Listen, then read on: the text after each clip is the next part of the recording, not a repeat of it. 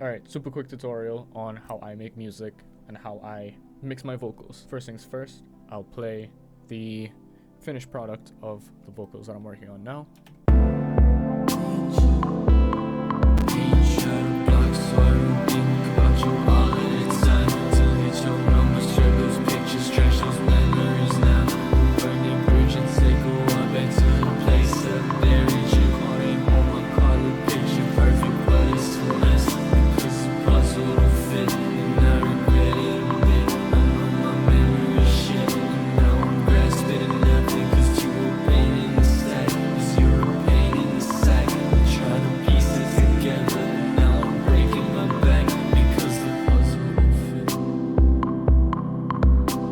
First things first, I do some audio doubling.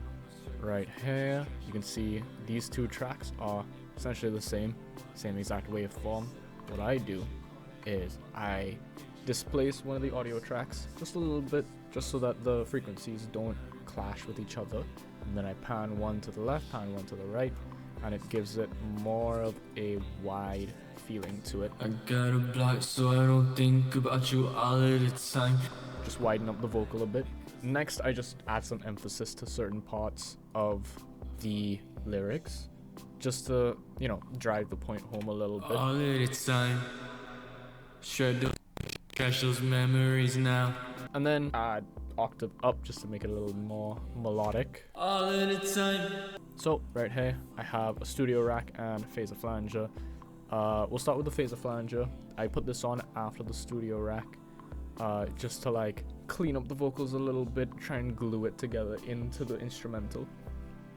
It just gives it a little wavy sound to it, synthy feel. Closest thing would be stuff like Daft Punk. They have a lot of similar sounds. If you've listened to Tame Impala, he puts a lot of phases on his vocals just to glue it in together and give it more of a groove and a flow to the sound of the vocals. Now with the studio rack, this is just a neat little plugin just to compile all the plugins that I use. It's made by Waves, paid plugins. You can find them on the website, but you can always find alternatives for free. I usually start with an equalizer just to adjust some of the frequencies a bit.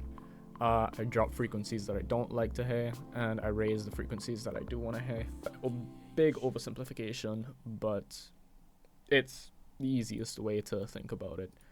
Right here is another equalizer, but it's used more for the tone and the sound of the vocals rather than reducing and raising frequencies. I use it to target different ranges of frequencies and boost them if I like the sound of it, to make it more present, or to make it more boxy, or to make it more bassy. After I have the two EQs, I usually just add some reverb right here.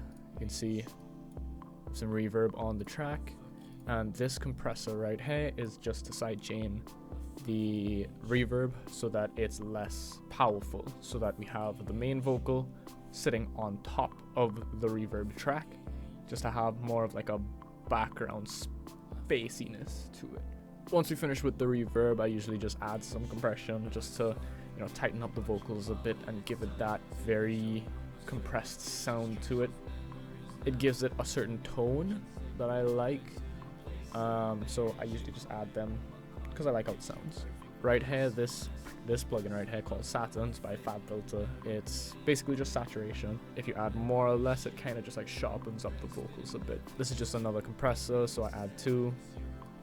The first one is used to tighten up the vocals. The second one I use to get a specific sound and a specific feeling to the vocals itself. Right here, Pro DS. This is by FabFilter again. This is a de-esser, so it grabs a bunch of the sibilants. So every time I say S or T, those sharp sounds that nobody really likes to hear in sounds, it kind of disengages you from the actual music itself. So we grab those frequencies and those sounds and just drop it down. And right here, the L1 Plus Ultra Maximizer. This is just a maximizer. It just takes the raw vocal, or takes the waveform, I should say, and you can give it a threshold. So anything below that reaches up to that decibel level, you then tell it how much you want to raise it by, or what you want the peak to be at.